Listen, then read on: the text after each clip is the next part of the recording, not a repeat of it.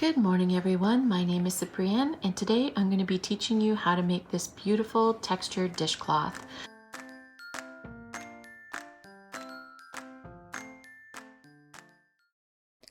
The written pattern can be found on my blog for free, or if you're looking for a download, it's available in my Etsy store and I will link to those below. If you want to make this stripe version, all you have to do is choose 3 colors and then change your yarn at every row and it will look just like this one. I'll list the materials below, but to get started, all you'll need is about 60 grams of cotton yarn, worsted weight, and a 5.5 millimeter hook. Okay, so the first thing that we're going to do is start with our slip knot. And then you're going to be making a chain of 34. So I'll go ahead and get that done and meet up with you and move on to row 1. Okay, so now that we've finished our chain of 34, what we're going to be doing is working a double crochet into the 4th chain from the hook. So we're going to skip the first 3 stitches, work a double crochet into the 4th stitch, and those 3 skip chains at the beginning are going to count as our first double crochet. So that is our first double crochet right there. Then we're going to chain 1. We're going to skip the chain below and work a double crochet into the next chain right there.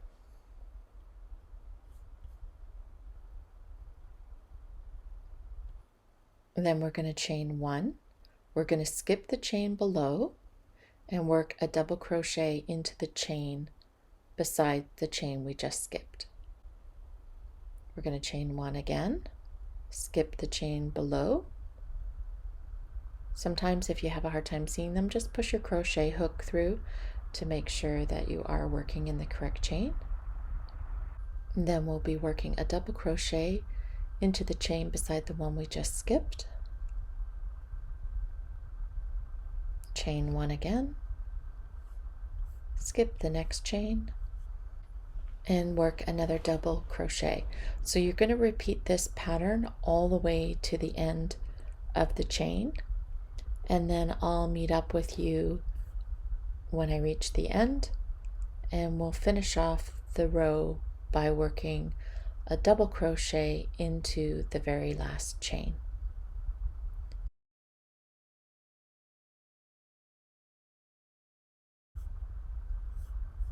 I pulled that one a little tight, so I had to give it a tug to get that one done. Okay, so that's our first row done. We want to go back now and count our stitches and make sure that we still, or actually that we have 30 stitches, because if you remember, we skipped the first 3 and that counted as our first double crochet. So just go along, make sure that you have 30 stitches, remembering to count those chains as well, and I'll meet up with you at the end of the row and we will start on row 2. Okay, so now we are just going to chain 2 and turn our work. And what we're going to be doing is we're going to be working into the chain that we skipped when we were working row 1. So we're going to work a double crochet right into there. And then we're going to chain 1, work into the chain that we skipped right there, double crochet. Just pull your stitches up a little bit so that they sit in level with the first one that you've done. Then we're going to chain 1 and work a double crochet into that chain there.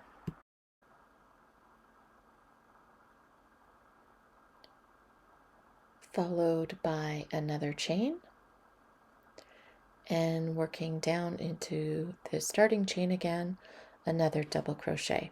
So you're going to repeat that pattern all the way across to the end, and then we'll meet up for row 3, and then you'll just continue to work the repeat pattern until you reach the size that you want.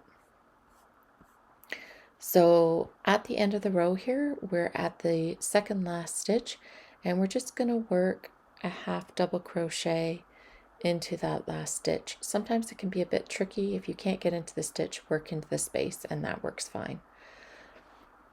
So we're going to chain 2 again, and that counts as your first half double crochet.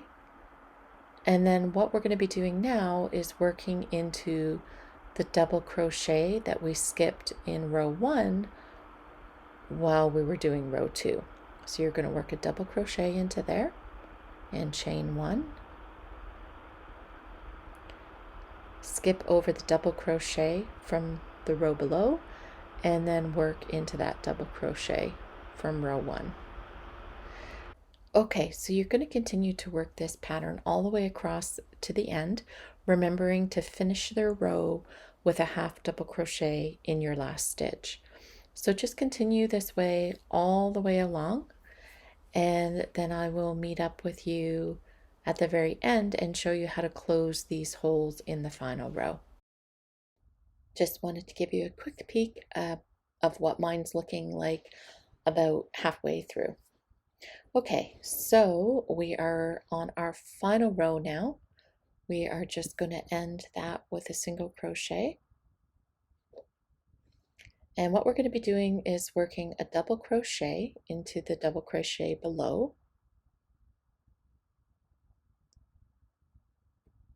And then we're going to go into the chain 1 space and work a single crochet right into that space. We're going to skip over the double crochet and work another double crochet into the one in the row below, and then work into the the chain 1 space again with a single crochet, skip over, work a double crochet into the double crochet below. I feel like that's a tongue twister.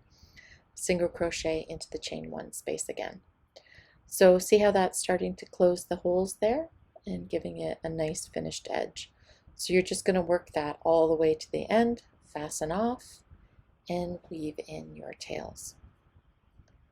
So was that easier than you thought it was going to be? I want to mention too, I have these dishcloth wraps or labels and gift tags on my blog.